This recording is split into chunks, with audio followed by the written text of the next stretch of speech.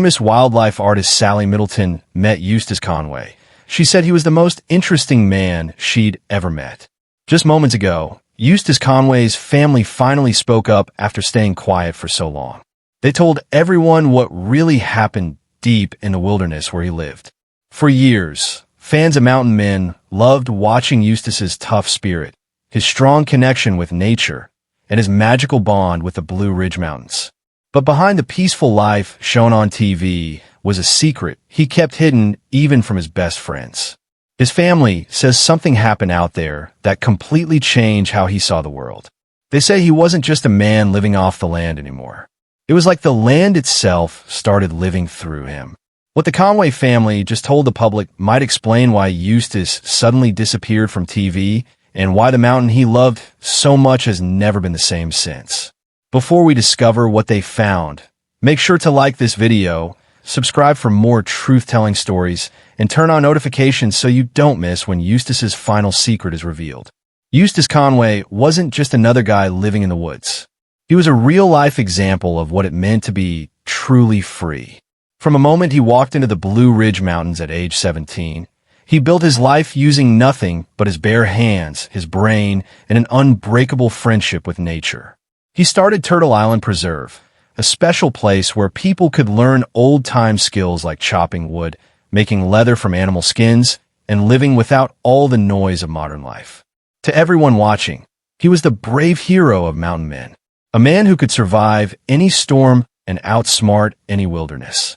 But to his family, there was something deeper, something almost magical about how connected he was to the land.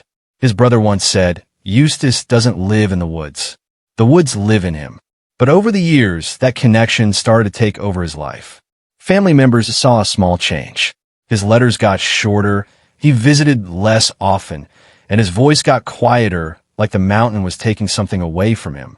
People who visited Turtle Island talked about his long, quiet moments where he'd stare into the forest for minutes, like he was listening to something nobody else could hear. Even his close friends said he started calling the land describing the forest as alive, breathing, watching, and remembering. As he became more famous, Eustace got more and more distant from the outside world. Cameras caught his victories, but not how tired they made him. He was a man stuck between two worlds, the modern one that wanted his attention and the old one that wanted his respect. And soon that balance started to fall apart. His family's recent confession now helps us understand what was really happening during those years when the man everyone looked up to was slowly being swallowed by the wilderness he loved. Over time, creepy whispers started coming from Turtle Island. Visitors talked about scary nights where strange sounds echoed through the valley. Low humming, faraway knocking, and soft voices that seemed to come from the trees themselves. Eustace was often seen walking alone at midnight with a lantern in one hand and a small leather notebook in the other, mumbling words about the old spirits of the mountain.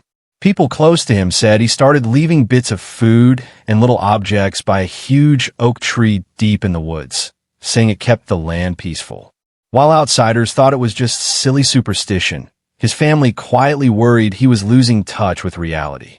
His nephew remembered visiting once and finding Eustace standing barefoot in a freezing cold stream, whispering something in a language nobody knew.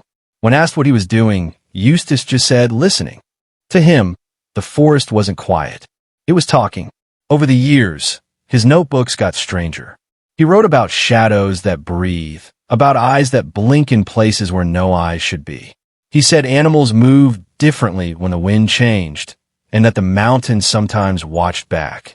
The few pages his family has shared paint a scary picture of a man caught between the natural world and the supernatural world. Even crew members from Mountain Men noticed how protective he got about certain areas, refusing to let cameras film there, calling them sacred ground. People close to him say this was when the change became impossible to ignore. The wilderness was no longer just his home. It had become something else completely. The big turning point came when Eustace's nephew, Daniel, made a surprise visit to Turtle Island after hearing rumors that his uncle's health was getting bad. He expected to find Eustace working on repairs or taking care of his horses, but instead found something weird. Deep past the main camp, beyond where the trails ended. A skinny path led to a small building hidden under thick vines and bushes. It was a cabin nobody in the family had ever seen before. Its door was made stronger with old wood and sealed tight with rope. When Daniel finally pried it open, the smell of cedar wood and dust filled the air. But what caught his eye were the countless notebooks stacked from floor to ceiling. Each page was filled with Eustace's neat handwriting, writing down encounters, weather changes, animal movements, and something else. He wrote about the Watchers, beings he said roamed the woods at night, ancient and unseen, protecting the secrets of the mountain. There were drawings of symbols carved into trees, weird footprints, and one scary line underlined 3 times. They come when the fire dies. Daniel showed the notebooks to Eustace's sister, who confirmed the handwriting was real. The family at first thought it was just the thoughts of a tired mind worn down by decades of being alone. But one notebook entry stood out. It was dated only a week before Eustace disappeared for 3 full days. The pages ended suddenly in the middle of a sentence, followed by nothing but smudged dirt and what looked like dried mud fingerprints. When Eustace came back, he was silent, pale, and refused to talk about where he had been.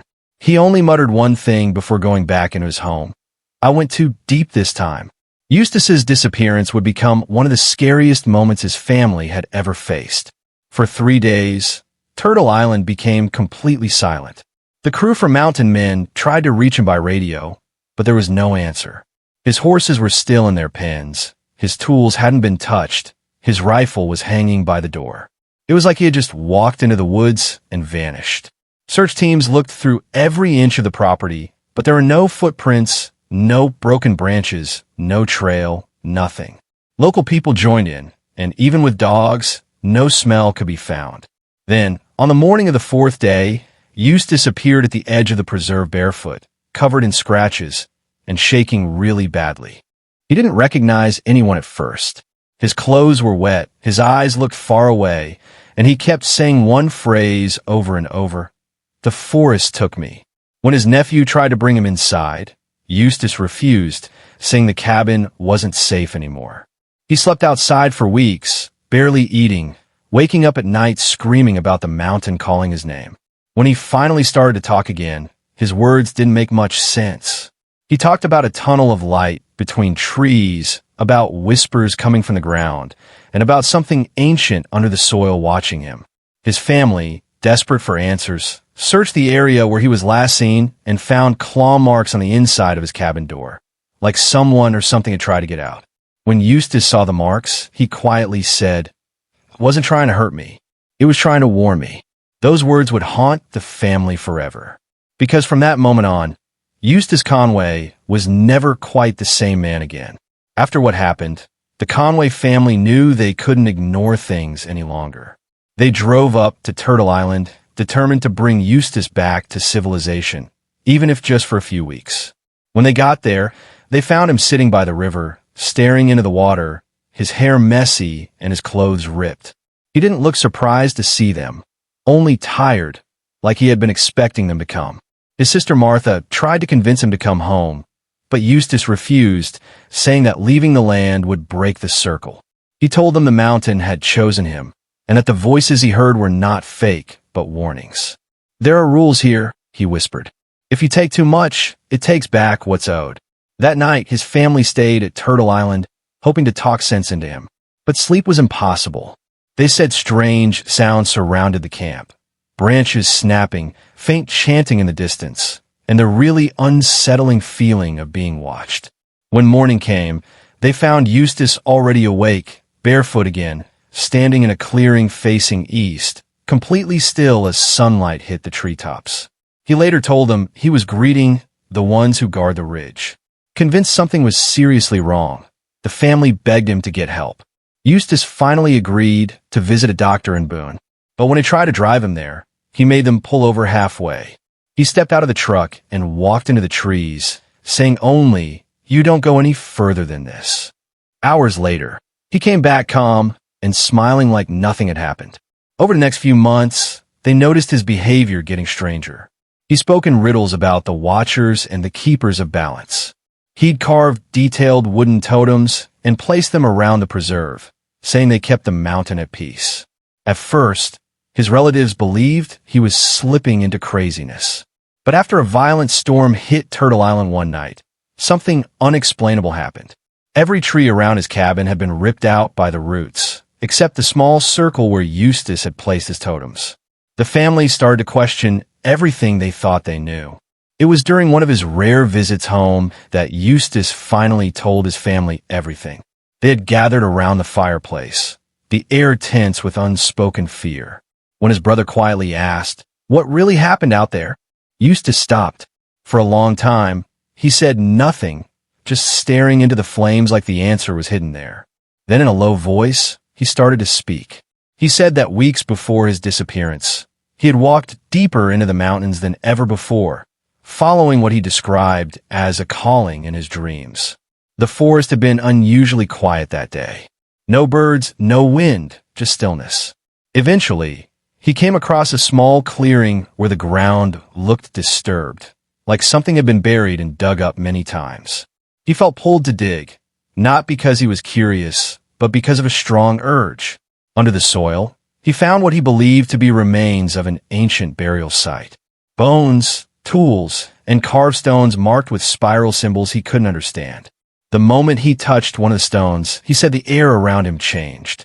The woods got darker, and he heard what sounded like hundreds of whispers coming from under the earth.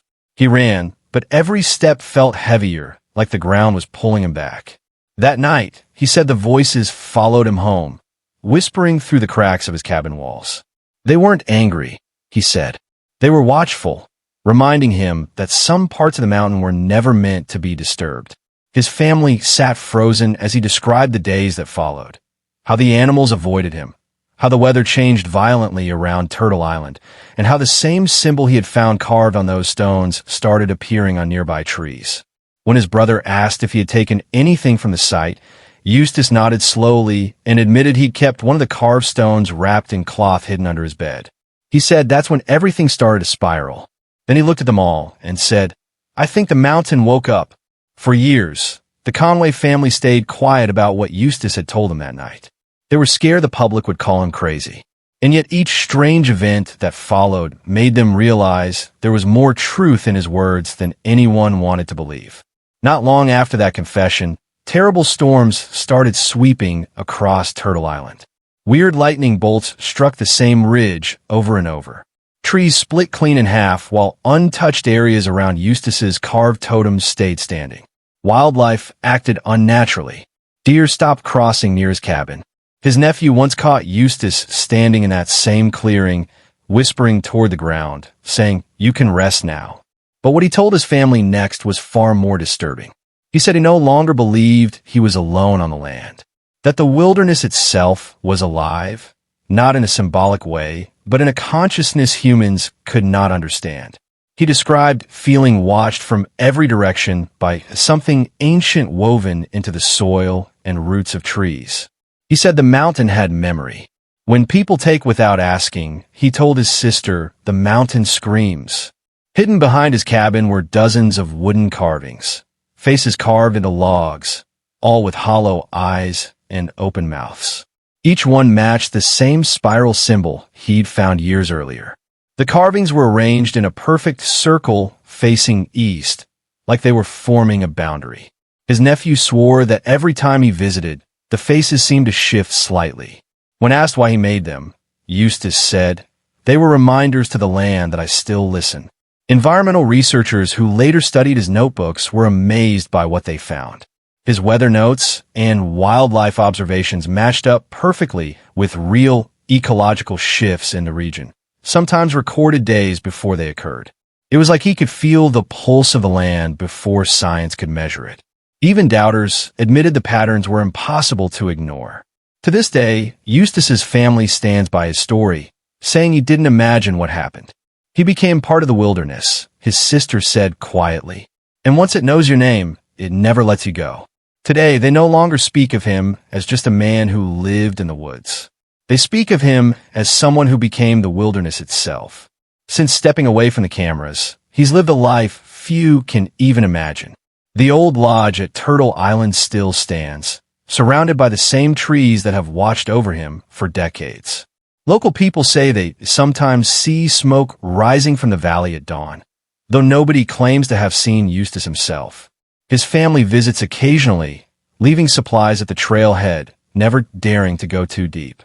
What's even stranger is that every year on the anniversary of his disappearance, the same ridge where he was last seen glows faintly for a few minutes, like lightning trapped under the soil. Scientists dismiss it as a natural reaction between minerals and moisture. But for those who knew Eustace, it's something else entirely, the mountain remembering him. His nephew once summed it up best. He didn't lose himself in the wilderness. He found something bigger than himself and decided to stay with it. Whether Eustace Conway truly discovered a living consciousness within the wilderness or simply touched the deepest layers of human connection to nature may never be known. What is certain is that he left behind more than a legacy of self-reliance. He left a mystery that continues to grow, rooted in the soil of Turtle Island. The mountain called him home, his sister whispered, and he answered,